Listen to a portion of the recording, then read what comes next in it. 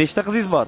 5 ta qizim bor. Deyishsa-ki, o'g'il farzand aytar ekan, ona sizdan Makka qarzim bor. Qiz farzand aytar ekan, ota sizdan jannat qarzim bor.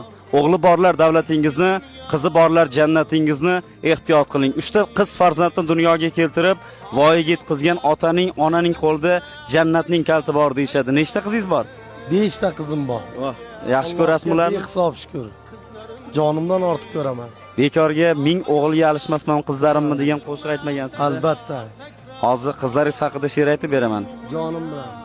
Bir gap aytay, darrov qovoq uyushmasin. Onalari bu xabarni bilishmasin. Qolganlari mendan xafa bo'lishmasin. Yaxshi qizlar dadasiga o'xshaydilar. Iffatini ta'riflashga so'zlar kamdir. Haqiqatga xolis yaratgan hakamdir. Ayta olmaydi buni yolg'on deya kimdir. Yaxshi qizlar dadasiga o'xshaydilar. Erib bitar sog'intirgan qor, sepin yig'ib ketadi bahor. Yaqinlarning baxtiga doim qizalog'im, yaxshi ham sen bor. Minnati yo'q muhabbatingni, yonimdasan har kun, har tuni. Hayotimning yorug' yulduzi, qizalog'im, yaxshi ham sen bor. Qizim, ushbu so'zlarni eshitib, tabassum qilishingni va kuch olishingni xohlayman. Qayerda bo'lishingdan qat'iy nazar doimo seni qo'llab-quvvatlaydigan mehribon otangni borligini aslo unutma. Rahmat. Sog' bo'ling, salomat bo'ling.